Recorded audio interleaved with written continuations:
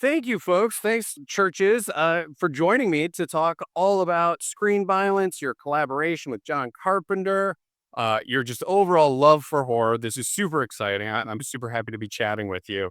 I do want to answer a controversy, and I'm looking at you, Lauren. I don't know if you can tell because this is Zoom. This is a controversy.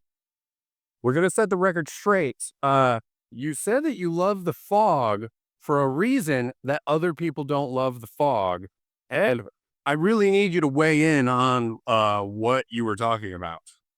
Oh, well, I was trying to leave a cryptic clue, being like, I love the fog for all the reasons everybody else does, and the extra reason that John Carpenter had just remixed one of our songs. So that was what I was trying to get. I don't know if that landed though. But that means you made it all the way through that video. So thank you. I don't know. I never know who's gonna watch. Like, I'm too old to be using TikTok. I don't know how to use it.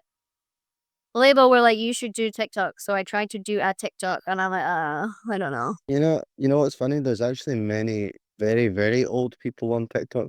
In the spectrum of TikTok, you're definitely on the younger end. Just You just benefit wonder. from that? Okay, well, I'm bad at it. So I don't there's just no excuse for that, but sometimes I get to talk about films on it, which is nice. Yeah, well, and for what it's worth, I looked at TikTok on a web browser and it kept giving me errors as opposed to like I don't have it on my phone. So it was quite the experience. But thank you for answering that and setting the record straight. We can put that controversy behind us. Um, One interesting thing that I was able to like research over the weekend is I was able to find out the first time that I heard of churches, and it was because of an indie horror producer tweeted about your band, and it was the video for Now Is Not the Time. So I was able to know precisely this is the first time I heard your band. And so for all of you, I was hoping you could all kind of talk about when it comes to horror, like what your first experience was, either, a movie you saw that just absolutely horrified you or something that you absolutely loved, or even if you just want to make it more about like John Carpenter, like what your first John Carpenter movie was, if we want to start with Ian. Uh, well, the thing that made me both absolutely petrified with fear and completely addicted to horror for the rest of my life was I think it was 1980, and it was a small town called Bathgate near where I grew up, and they had the cinema called the Regal. And at the time, there was no restrictions on like what kind of trailers they could show. And my mum and dad had taken us to see 101 Dalmatians. And before the film started, there was the fucking trailer for The Shining. You know, the one with with on the elevator, air doors and the music. And I just got under the seat, covered my ears. I couldn't fucking hack it. It made me really obsessed with that film because around the time I kept seeing posters and seeing TV adverts for it and newspaper adverts, and every image I saw horrified me more. You know, whether it was the Danny running away from Jack in the maze at the end, or just the poster itself with the weird composite of his face and Shelley Duvall with the knife, and I just became utterly obsessed and terrified by that film, and since then, scrolling and growth. Uh, I mean, there's a clear and obvious traumatic moment for me, which is, and it remains traumatic to me even today. Like every time we watch it, I think I saw Nightmare on Elm Street when I was like 8 or 9 years old, and one of those scenarios where, oh, so and so's older brother has this movie Nightmare on Elm Street, and we're gonna put it on, and everyone's gonna have such a fun time. And I slept with the lights on for like, I mean, what it felt like years, but there was something about that hook. I mean, I've since gone on to become obviously obsessed with the entire series, a huge Wes Craven fan. And although they got ridiculous and everything after the first movie isn't anything to do with Craven really, except he did write a screenplay for the third, Nightmare directed. and he directed New Nightmare. But that's, okay, agreed. Uh, it depends what you consider actual canon. But I became completely obsessed with that hook that when you were asleep would be the moment that you were at your most vulnerable. and nobody can protect you, not your mom and dad, there's nothing you can do but submit to the fear that this like burnt pedo was going to get you. That and it was really fucking horrifying. And still, even now, all we can laugh and we can watch like Dream Child and like and the best one, which is in my opinion the third one, Dream Warriors, and it can be kind of funny. There's still this darkness that runs through the whole thing for me. This horrible fascination because of how traumatic it was.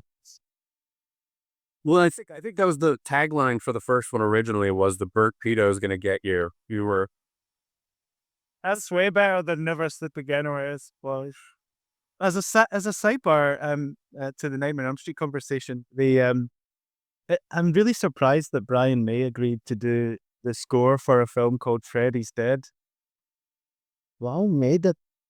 Stop. Freddy had died.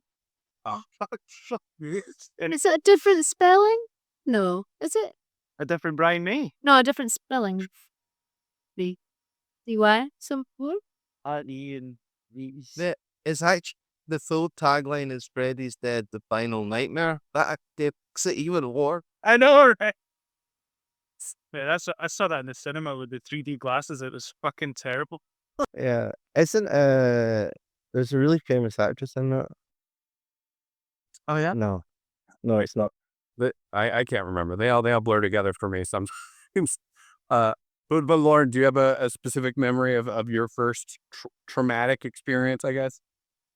I feel like for me it started with like books and TV shows. So it would be like Goosebumps books were so scary. And then when we Yeah. too scary, and then thinking I could watch the TV version and that's too scary, and thinking that I can move on to point horror and that's too scary, and then thinking it's safe to watch Buffy and that's too scary. But then again, I remember being at a sleepover at someone's house and us watching I Know What You Did Last Summer, based off of, we were like, it's got Jennifer Love Hewitt and Buffy. Michelle Gellar in it. Buffy's in it.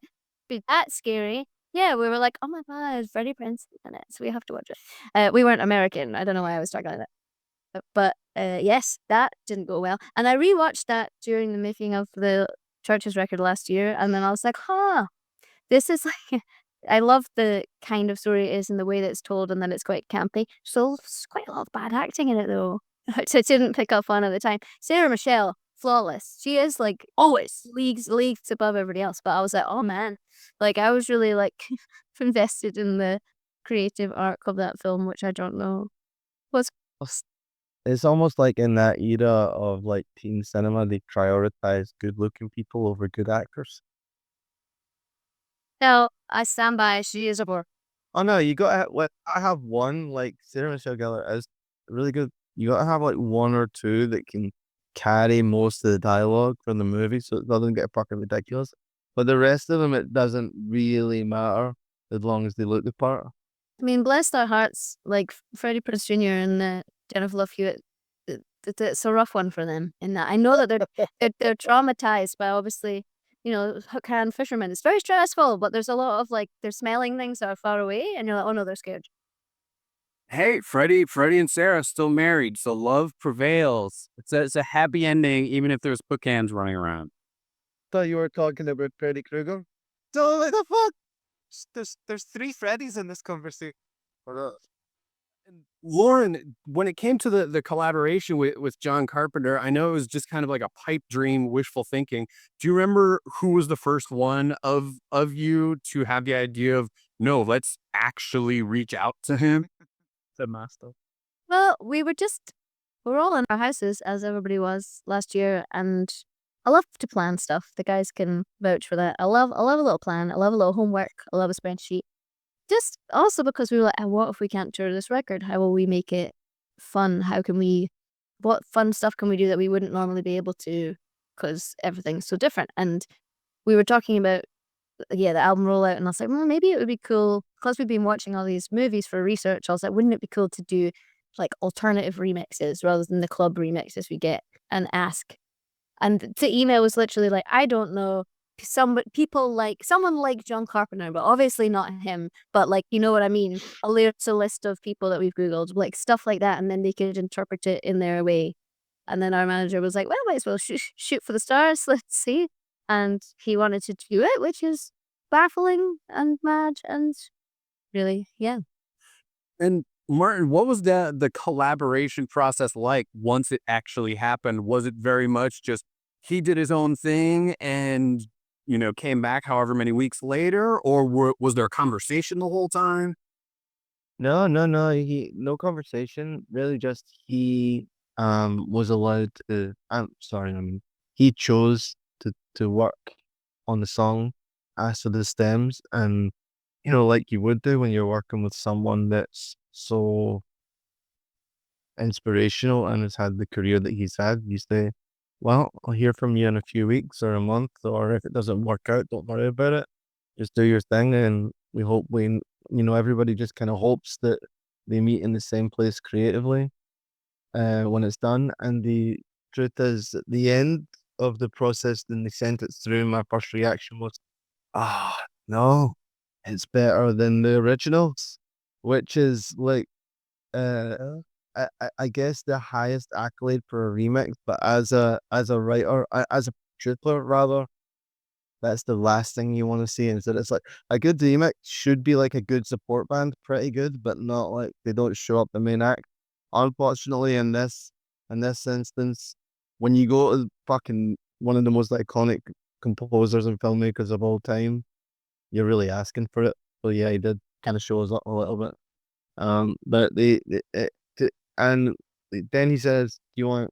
He What was pretty cool, I thought, was instead of saying, "Oh well, do you want me to pay me for the remix?" He like kind of co-signed us and invited us to remix one of his. And then this idea of like a split 7 inch, or I don't know if it's ended up a 10 inch, maybe it did.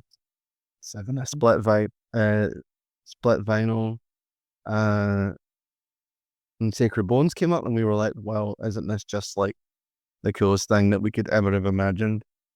And we've had to, so yeah, the process it wasn't kind of thing where we're talking every other day, but still really rewarding. Yeah.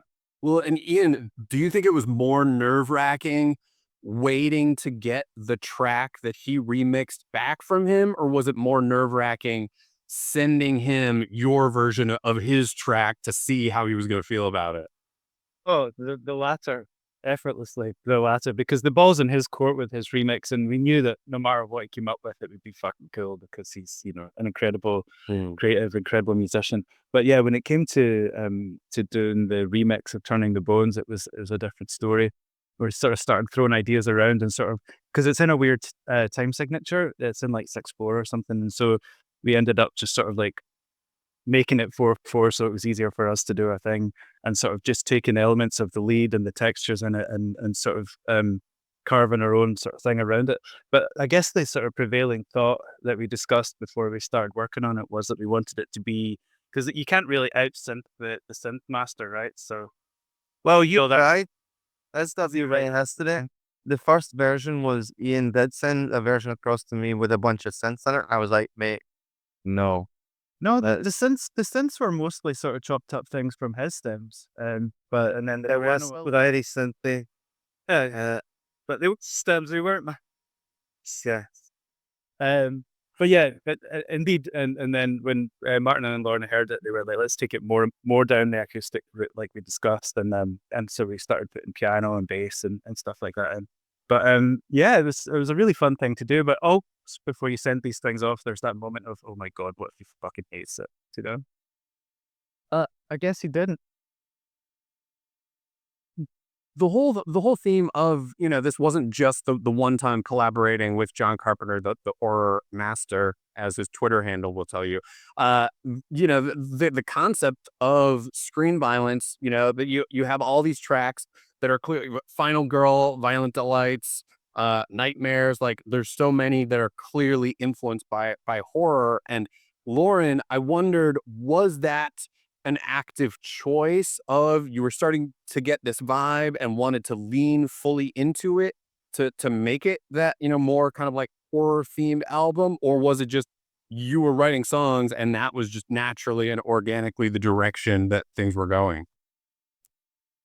Well, we actually started with the album title, so we kind of knew that we wanted it to be something in that universe, but we didn't know whether it was just going to be this is the title and there's a couple of references and the aesthetic is that, or if it was actually going to be more heavily in that space. And I think maybe once we were about 3 or 4 songs in, that's when it really felt like, okay, we're on this specific track. And the songs aren't concepts about horror movies necessarily, but I like the idea that you can take these personal stories and set them in that landscape, if that makes sense. So there is a lot of imagery weaving in out of the songs. And man, I tried 3 different songs. I tried to get the phrase "never sleep again" into. It was trying to get it in each.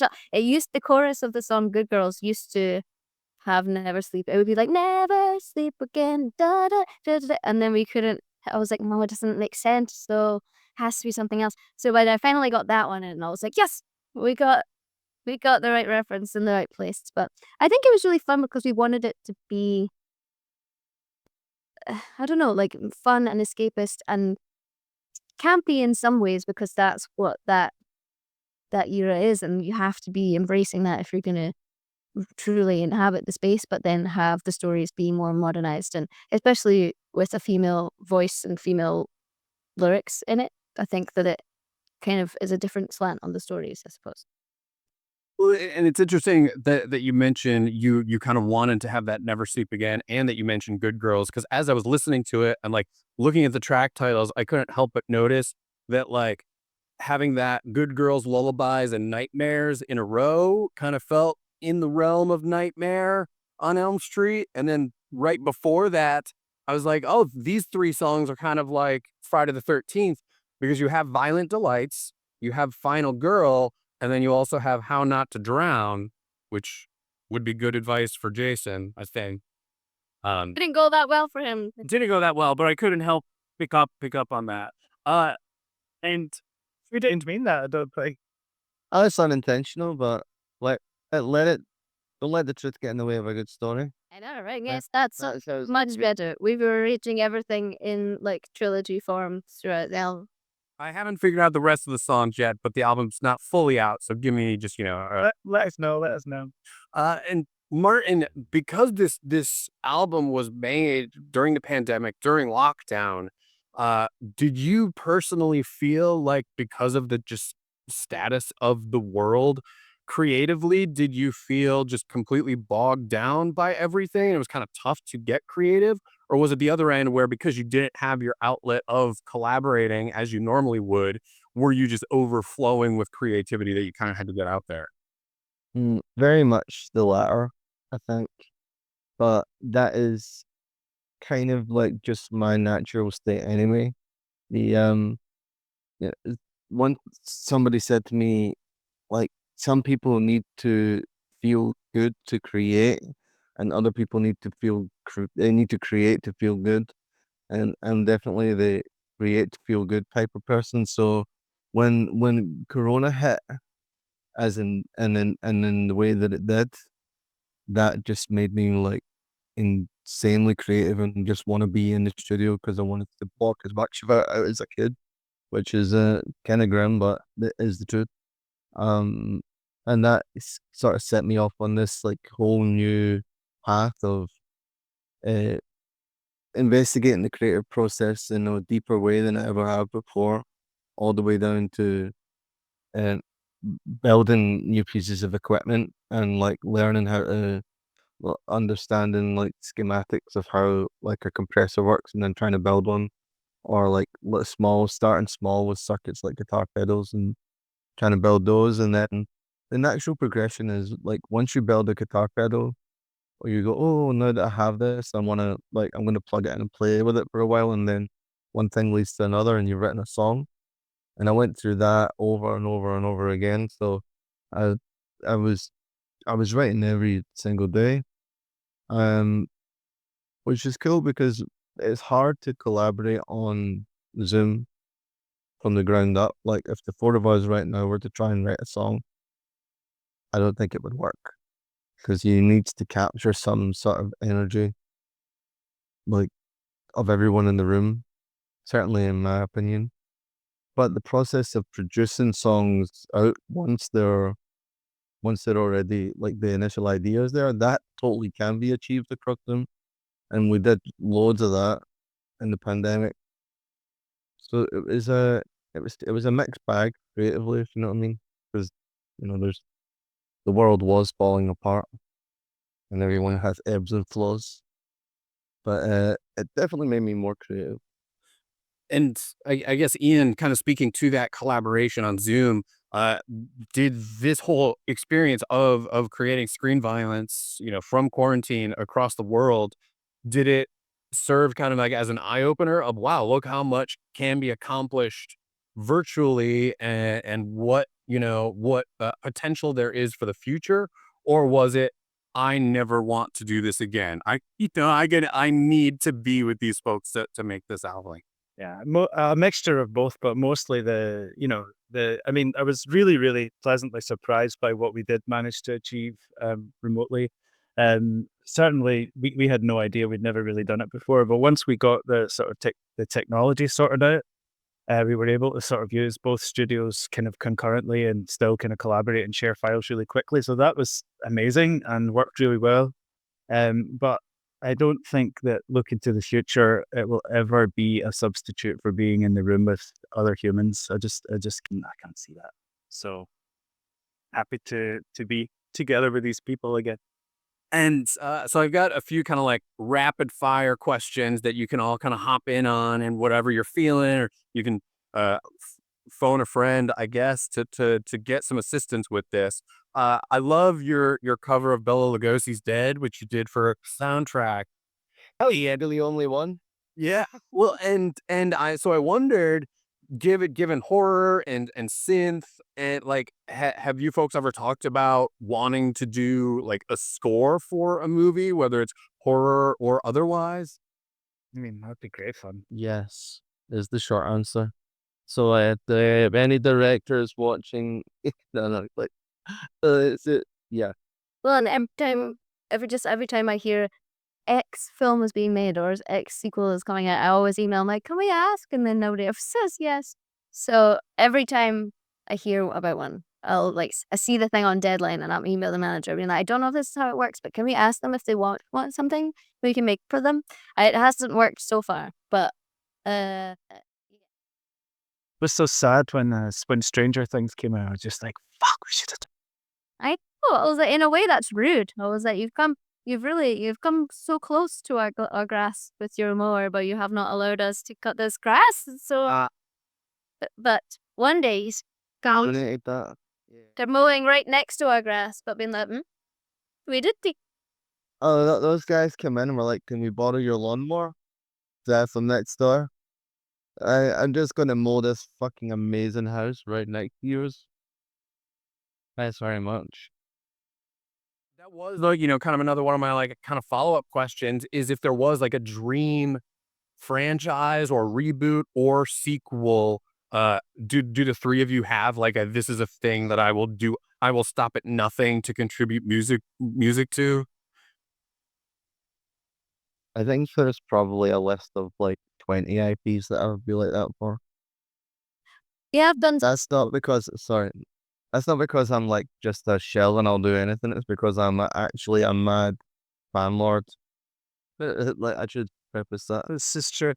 The guy that's just bought a Terminator and Oh yeah, I just spent a lot of money on a Sideshow Collectibles exact replica of the Terminator hand that's in the one that when in T2 when they break into Cyberdyne Systems, and the that's in the glass case with the chip next to it. Fucking cool. Fucking cool. Anyway, yeah. And Lauren, was there something that you were gonna say is kind of a dream? I mean, I don't know. I was very excited when the 2018, like, I guess it's not really a reboot. Well, sort of like extended sequel thing for Halloween came out. But obviously there's somebody across that music that is she just need our help. But yeah, we have done something. We can't tell you what it is, but we have done something exciting that exists within this kind of universe. But we will get murdered if we tell you what it is. Yeah, but some point in the not super distant future, that will become clear. Sorry, that's very cryptic. Very cryptic, yeah. But there's something cool coming. But Yeah. I think there's probably more chance that we'll score a video game before we score a movie. Maybe people don't like they like us, but they don't like us enough to. And there's a lot of really good professional movie composers out there, and they don't want like bands coming in and fucking stealing their thunder. But in the video game realm, they seem to be more open to the technology aspect, and like we're massive fans of that too. So maybe you never know. And lastly, here, since John Carpenter has not directed a movie in 10 years, when I asked him why he hasn't done it, his reaction was, "That's work. I don't want to work." So he did a music video for Christine, like the re-recording that he released of Christine. So for each of you, if there was a song on Screen Violence that Carpenter would free up some time to direct a music video for, which song on the album do you think his aesthetic you'd really love to see him interpret the music? I think Iain started scratching his chin first, so I'd be like he's had a slight advantage. So we'll start with Iain. I don't know if it would ever be a single, but if he was to direct a video for Nightmares, I would be a very happy man. And Lauren. I'm going to say Final Girl because he's the creator of one of the most iconic Final Girls of all time. And one of the ones that I think works through a female and feminist gaze. Like a lot of those things don't. And I feel like he handles female characters really well. So that one, please. John, get on that. Yeah. Martin. Well, you just chose the best two, so I'm stuck with like what is available now. Like Violent Delights. We go. That's what I was gonna say. Sorry, And so that's the last one that was available. Yeah, Violent Delight. But I mean, at least we're aligned on what we think would be cool. Put in a good word when you speak to him, please. Oh no.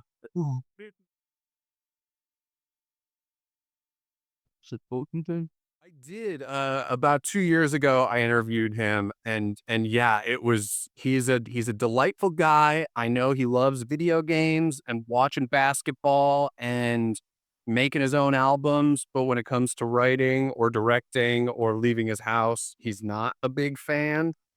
Though, why would you? yeah, if you're John Carpenter and you have churches reaching out saying, "Can you do this?" and he's like, "Fine, I guess I'll do it." Why would you leave the house? Except a tour. His tour was awesome. I don't know if you got to see him on tour. Wanted to. I think one of our friends was working in the production on that tour. So yes, we got to hear stories, but we didn't actually get to see because we were on the road as well. When being on the road was a thing, that was a word.